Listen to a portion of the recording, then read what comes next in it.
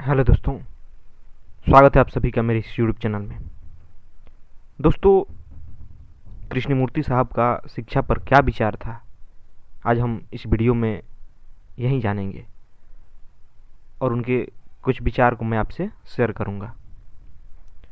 दोस्तों, कृष्णमूर्ति साहब कहते थे कि अज्ञानी व्यक्ति वह नहीं है जिसने ककहारा नहीं सीखा है, बल्कि वह है जो स्वयं को नहीं जानता। और एक विद्वान व्यक्ति तब मूर्ख हो जाता है जब वह समझ के लिए ग्रंथों पर, ज्ञान पर और किसी मान्यता प्राप्त व्यक्ति पर निर्भर करने लगता है। समझ तो केवल आत्म परिचय से आती है, स्वबोध से आती है, अर्थात अपने भीतर की संपूर्ण मनोवैज्ञानिक प्रक्रिया के प्रति सजगता से। इस प्रकार सही अर्थों में शिक्षा है स्वयं को समझना, क्योंकि हम में से प्रत्येक में संपूर्ण अस्तित्व समाया है। आगे वो कहते हैं कि आज जिसे हम शिक्षा कहते हैं वह तो पुस्तकों से सूचना और जानकारी ग्रहण करके उनका संग्रह कर लेना मात्र रह गई है, जो कि कोई भी साक्षर व्यक्ति कर सकता है। इस प्रकार की शिक्षा स्वयं से पलायन करने के चतुराईपूर्ण उपाय सुझाती है, जो अन्य पलायनों की भांति अपरिहार्य रूप से दुख को ही बढ़ाते हैं। आगे वे कहते हैं कि समाज जिस तरह से आज संगठित है, हम अपने बच्चों को स्कूल भेज देते हैं जहां वे कोई तकनीक सीख सकें, ताकि आगे चलकर वे अपना जीविका उपार्जन कर सकें।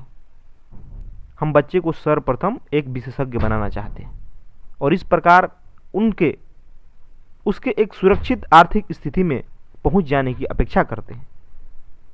परंतु क्या किसी तकनीक को विकसित करना हमें स्वयं को समझने में मदद कर सकता है? आगे वो कहते हैं कि यह तो स्पष्ट है कि लिखना, पढ़ना, इंजीनियरिंग या कोई अन्य व्यवसाय सीखना आवश्यक है, परंतु क्या तकनीक हमें जीवन को समझने की सूझबूझ दे पाएगी? निश्चित ही तकनीक दूसरे स्थान पर आती है, और यदि उस तकनीक को ही हम सब कुछ मान ले जिसके लिए संघर्षरत रहते हैं, तो हम उस चीज को नकार देंगे जो जीवन का कहीं अधिक महत्वपूर्ण अंश है। जीवन पीड़ा है, आह्लाद है, सौंदर्य है, कुरूपता है, प्रेम है। और जब हम समग्र रूप से और प्रत्येक स्तर पर इसे समझ लेते हैं, तब वह समझ अपनी तकनीक स्वयं रचती है। परंतु इसका उल्टा सच नहीं है, तकनीक कभी रचनात्मक समझ नहीं ला सकती। दोस्तों, कृष्णमूर्ति साहब शिक्षा में सर्वप्रथम इस बात पर जोर देना चाहते हैं कि पहले हमें आत्मज्ञान हो, स्वयं के बारे में समझ हो। बिना स्वयं को समझे जो कुछ भी हम विकसित करेंगे वो हमारे लिए विनाशकारी ही साबित होगा। और आज के दौर में देखा जाए तो यह बात बिल्कुल सच है। विज्ञान ने इतनी ऊंची ऊंची तरक्कियां कर ली, हमने इतनी तकनीक विकसित कर ली जिसका पूछना ही नहीं है। हर छोटे से छोटे कार्य करने की तकनीक है। और आज के दौर में देखा जाए तो तकनीक हमारे लिए कहीं हानिकारक भी सिद्ध हो रहा है। आज तकनीक के कारण कई तरह के हम समस्याओं का सामना कर रहे हैं, जबकि तकनीक का आविष्कार इसलिए हुआ है ताकि इंसान कोई काम आसानी से कर सके, ताकि उसे इंसान की जीवन मदद मिले, लेकिन हो उल्टा रहा है। इसका कारण जानते हैं क्या है? कृष्णमूर्ति साहब कहते हैं कि इसका कारण है कि स्वयं के बारे में समझ का अभाव। हम स्वयं को जानते ही नहीं हैं।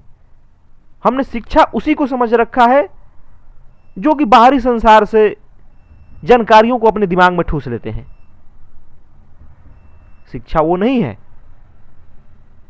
शिक्षा वो है जब हम समग्र रूप से अपने जीवन को जानते हैं कि हमारा जीवन क्या है। किसी एक मामले में हम विशेषज्ञ हो जाएं तो क्या पूरे जीवन को जान पाएंगे? मान लीजिए कोई इंजीनियर है किसी चीज में, तो क्या उसे जीवन के बारे में भी समझ होगा? क्या वो अपने जीवन के दुखों को, अपने भीतरी द्वंद्व को दूर कर पाएगा? क्या उसका जीवन सहज होगा? नहीं, बिल्कुल नहीं। क्योंकि जब तक हम अपने जीवन को समग्र रूप से जानते नहीं,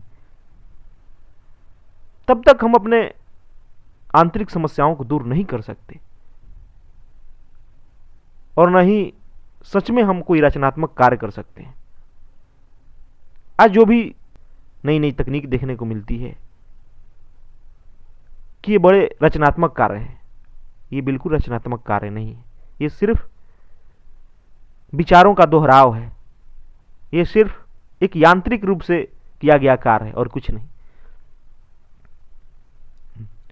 कृष्णमूर्ति साहब कहते हैं कि असली रचनात्मकता तब आती है जब हम स्वयं को जान लेते हैं, और यह बात बिल्कुल सही कहते हैं, क्योंकि बिना स्वयं को जाने, बिना स्वयं के बारे में समझ हुए हम जो भी करेंगे वो विनाशकारी ही होगा, हमारे जीवन में दुख और लाएगा, इससे कभी बचा नहीं जा सकता।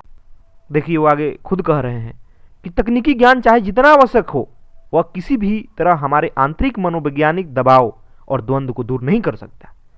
और चूंकि जीवन के संपूर्ण प्रक्रम को समझे बिना हमने तकनीकी ज्ञान अर्जित कर लिया है, अतः तकनीक हमारे लिए भाषमासुर बन गई है।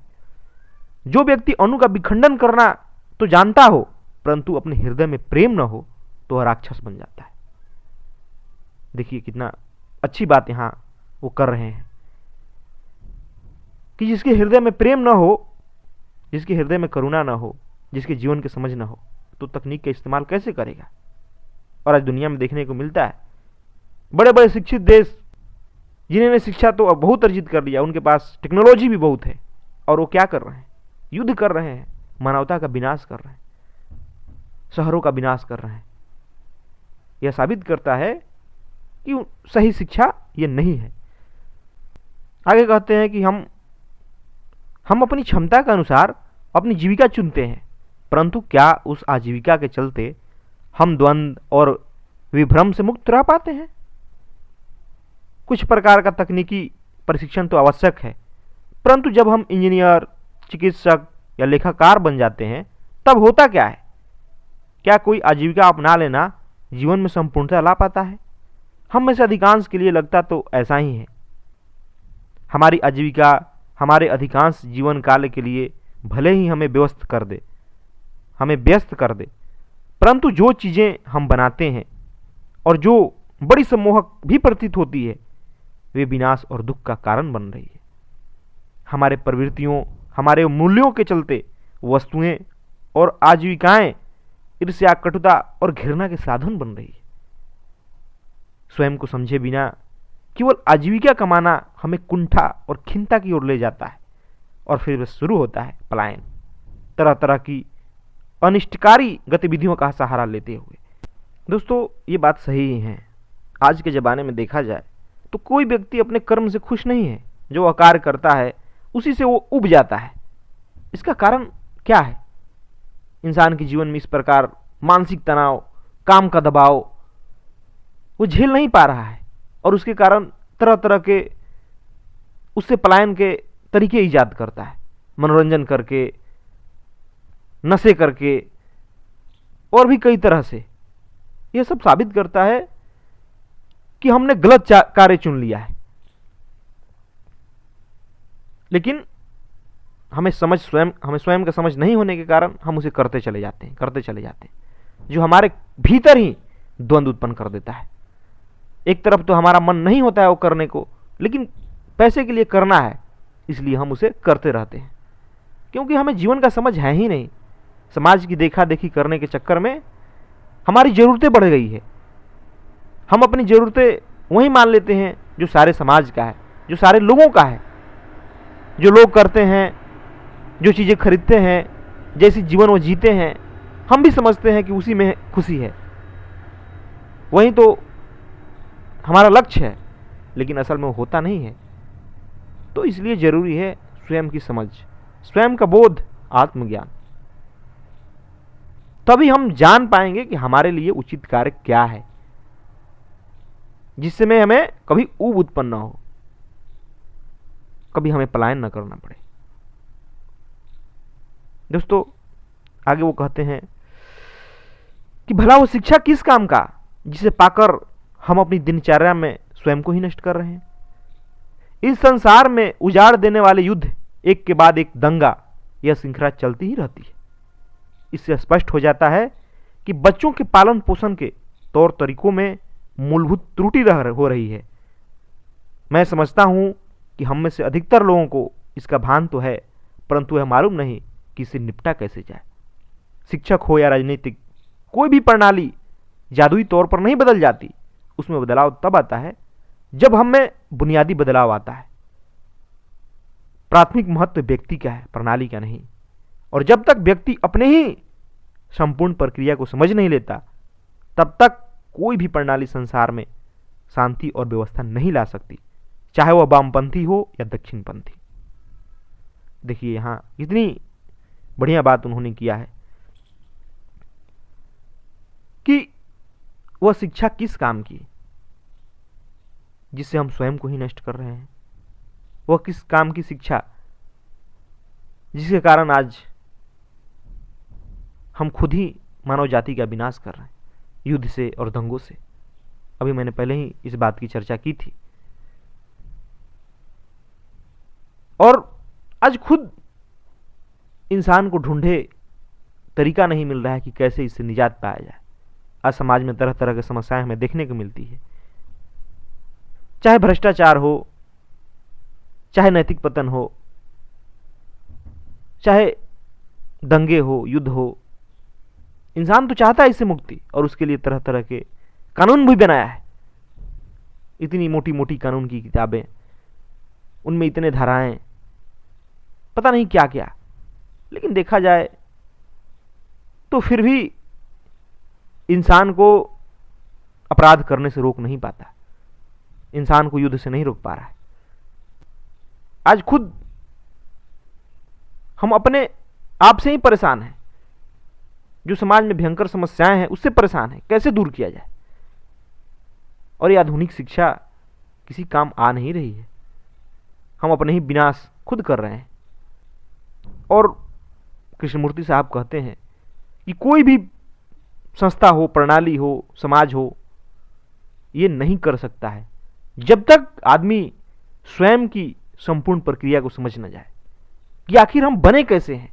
आत्मज्ञान का मतलब यही होता है कि हमारे भीतर की जो संरचना है वो है क्या। जो हम रात दिन मैं करते फिरते हैं वो क्या है, मन क्या है, विचार कैसे आते हैं। यही तो है अपनी संपूर्ण प्रक्रिया को समझना। और जब हम इसको समझ जाएंगे, जैसे जैसे समझते जाएंगे, वैसे वैसे हमारे भीतर सहजता आती है। हमारे भीतर के द्वंद्व क्लियर होते हैं, साफ होते हैं। हम देख पाते हैं असल में किसी समस्या का मूल कारण क्या है। इसी बात को कृष्णमूर्ति साहब समझा रहे हैं। और इसीलिए वो बार बार स्वबोध पर, स्वयं की समझ पर जोर दे रहे हैं। क्योंकि वो कहते हैं कि right thinking comes with self knowledge. Without understanding yourself you have no basis for thought.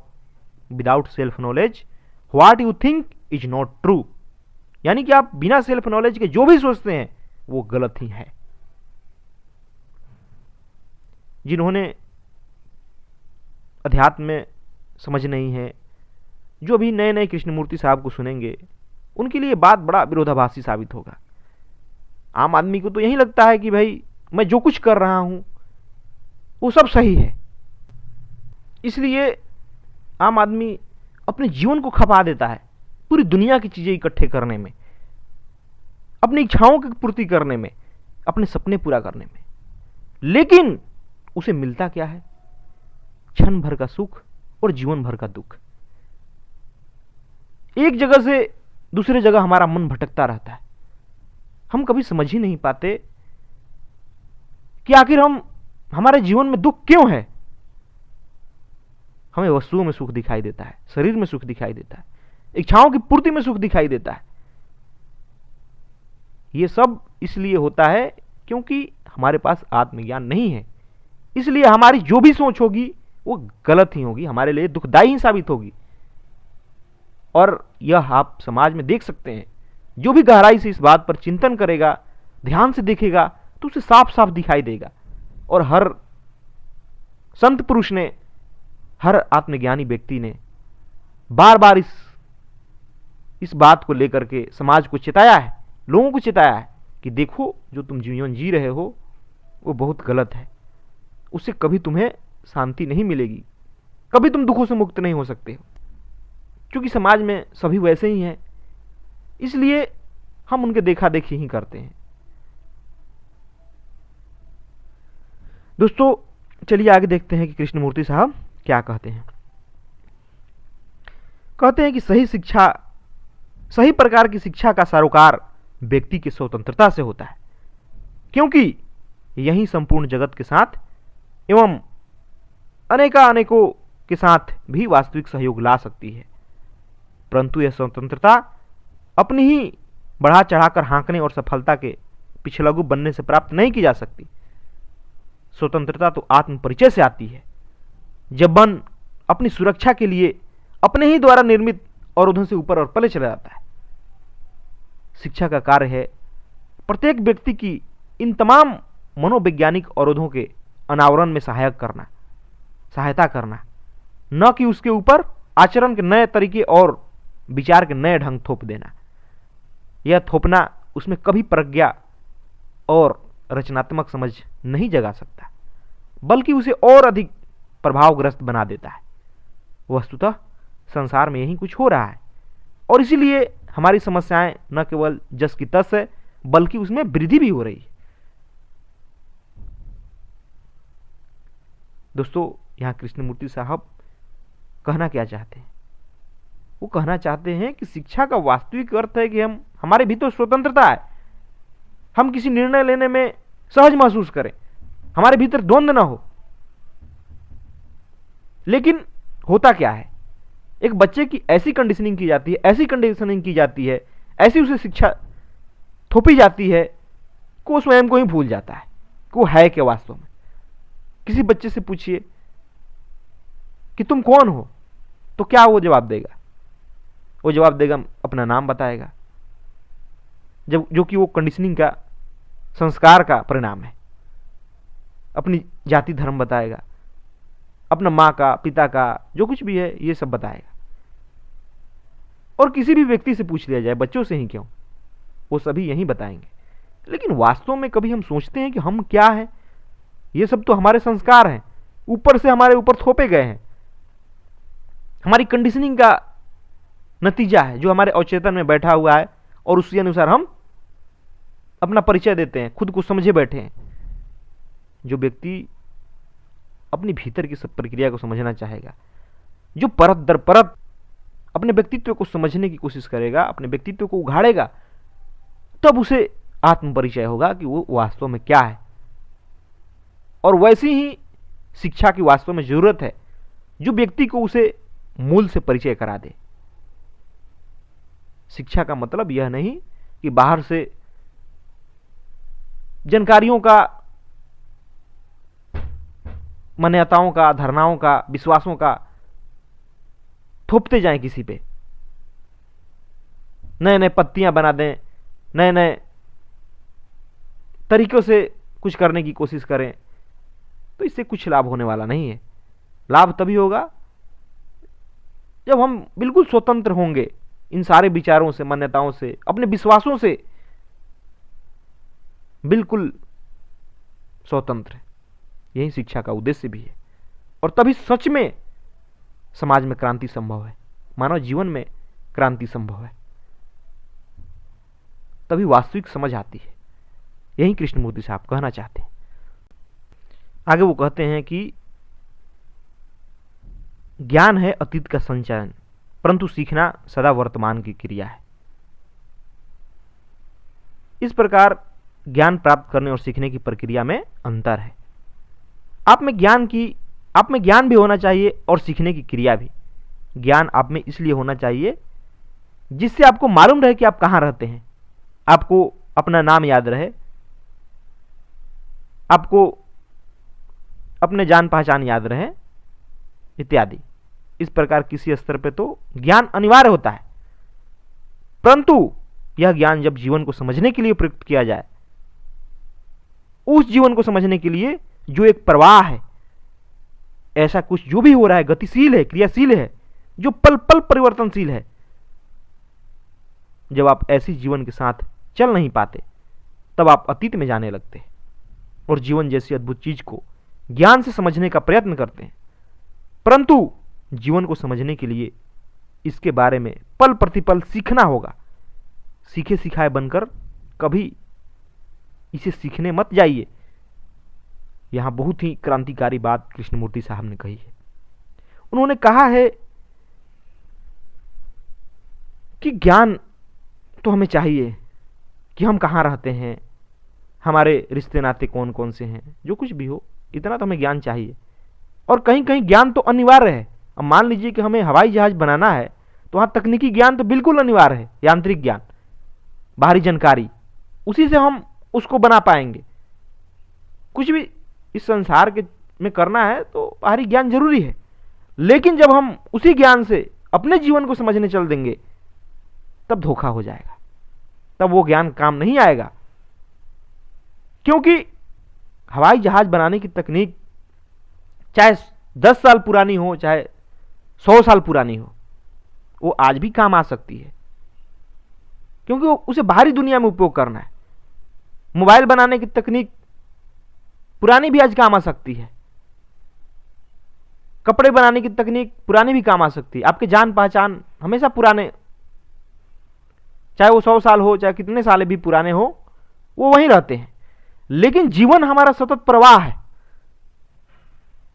हम क्योंकि चेतन है, जड़ तो है नहीं, और चेतन का मतलब ही होता है प्रवाह, गतिशीलता। आपने देखा है आपका विचार कैसे पल प्रतिपल बदलते हैं। आप एक चीज देखते हैं तुरंत कुछ उठता है, दूसरा चीज देखते हैं तुरंत कुछ दूसरा विचार उठता है, दूसरा मन की भावना बन जाती है।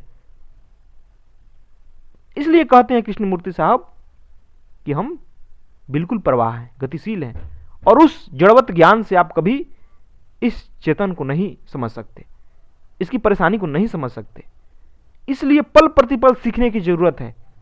हर चीज से, हर वस्तु से, हर क्रिया से हम सीख सकते हैं,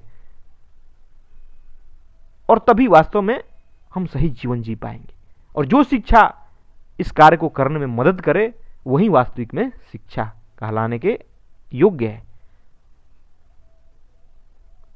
इसलिए दोस्तों, कृष्णमूर्ति साहब के बातों को जहां तक उम्मीद है आपको समझ आई होगी, हमें अपने जीवन में लागू करना चाहिए ताकि हम स्वयं का परिचय पा सके, आत्म परिचय हो सके।